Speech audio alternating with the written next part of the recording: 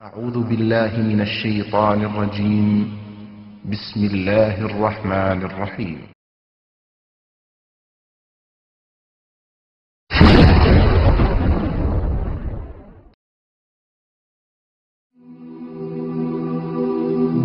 মৃত্যু এমন এক বাস্তবতা যার থেকে কেউ পলায়ন করতে পারবে না। প্রত্যেকটি প্রাণীকেই মৃত্যুর স্বাদ আস্বাদন করতে হবে। আল্লাহ তাআলা পবিত্র কালামে মাজিদে ইরশাদ করেন, কুল্লু নাফসিন যায়িকাতুল মাউত, প্রতিটি প্রাণী ওই মৃত্যুর স্বাদ আস্বাদন করবে।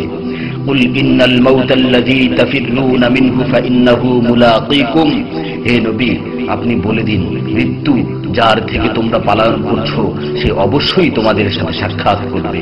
আইনামা তাকুনু ইউদরিকুমুল মাউত ওয়ালাউ কুনতুম ফি বুরুজিম মুশাইয়াদা, তোমরা যেখানেই থাকো না কেন মৃত্যু তোমাদেরকে পাকড়াও করবেই, যদিও তোমরা সূর্য দুর্গে অবস্থান করো।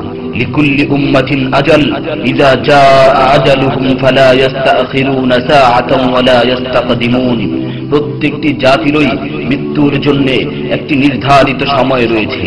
যখন সেই নির্ধারিত সময় চলে আসে তখন তার থেকে এক মুহূর্ত আগ পিছ করা হয় না। এই ক্ষণস্থায়ী পৃথিবী যাকে নিয়ে তোমরা স্বপ্ন দেখছো, এই স্বপ্নের পৃথিবীও একদিন ধ্বংস হয়ে যাবে। কিয়ামতের সময় যখন নিকটবর্তী হবে তখন আল্লাহ সুবহানাহু ওয়া তাআলা নিজের দায়িত্বপ্রাপ্ত ফেরেশতাকে সিংহায় ফুৎকার দেওয়ার আদেশ দিবেন। অতঃপর ফেরেশতা সিংহায় ফুঁক দিবেন, ফলে পৃথিবী ও পাহাড় সমূহ উত্তোলিত হবে, চূর্ণ বিচূর্ণ হয়ে যাবে, আকাশ ফেটে টুকরো টুকরো হয়ে যাবে এবং নক্ষত্র সমূহ ঝরে পড়বে, সূর্য তার কিরণ হারিয়ে ফেলবে, সমুদ্রকে উত্তাল করে তোলা হবে।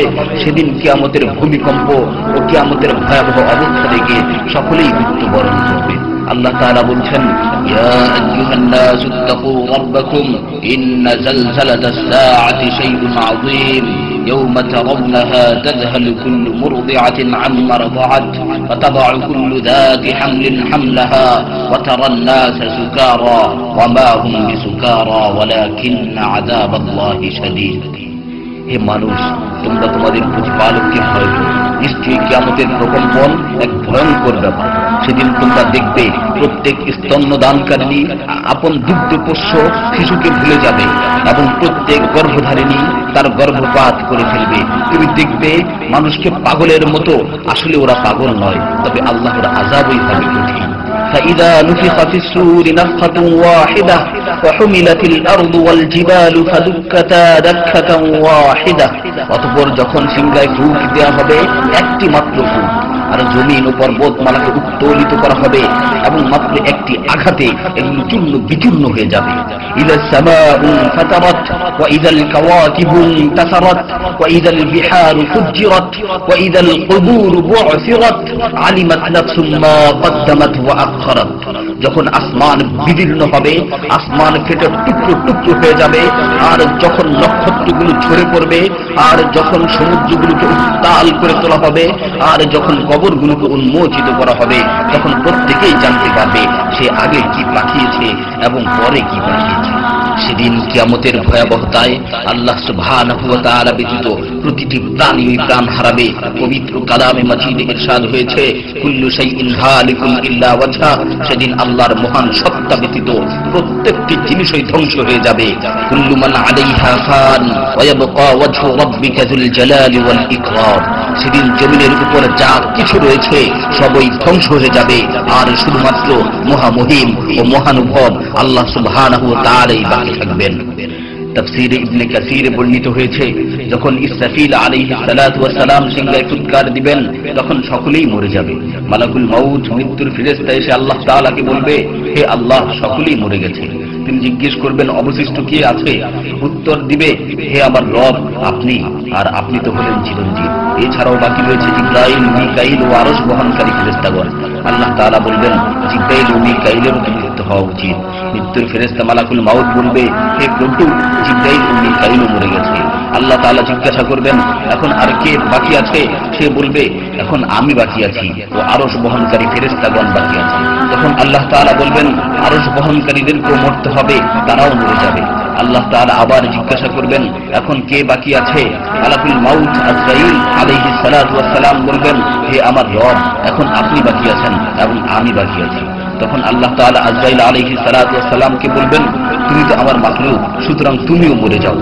তিনি তৎক্ষণাৎ মরে যাবেন এবং শুধুমাত্র আল্লাহ তাআলাই বাকি থাকবেন। অতঃপর আল্লাহ সুবহানাহু ওয়া তাআলা জমিনকে ভাঁজ করে ফেলবেন এবং তিনি 3 বার বলবেন, আনাল জব্বার, আনাল জব্বার, আনাল জব্বার, আমি প্রতাপশালী, আমি প্রতাপশালী, আমি প্রতাপশালী। অতঃপর তিনি 3 বার জিজ্ঞাসা করবেন, লিমানিল মুলকুল ইয়াউম, লিমানিল মুলকুল ইয়াউম, লিমানিল মুলকুল ইয়াউম, আজকের রাজত্ব কার, আজকের সার্বভৌমত্ব কার, আজকের আধিপত্য কার? জবাব দেওয়ার মতো কেউই থাকবে না। তিনি আবার উত্তর দিবেন, লিল্লাহিল ওয়াহিদিল কাহ্হার, আজকের রাজত্ব, আজকের সার্বভৌমত্ব, আজকের আধিপত্য পরাক্রমশালী একমাত্র আল্লাহ। ইবনে ওমর রাদিয়াল্লাহু তাআলা আনহু হতে বর্ণিত অপর এক হাদিসে ইরশাদ হয়েছে, কিয়ামতের দিন আল্লাহ সুবহানাহু ওয়া তাআলা আসমান জমিনকে ভাঁজ করে নিজ হাতে গুটিয়ে নেবেন। অতঃপর বলবেন, আনাল মালিক, আনাল জব্বার, আনাল মুতাকাব্বির, আমি বাদশাহ, আমি প্রতাপশালী, আমি অহংকারী।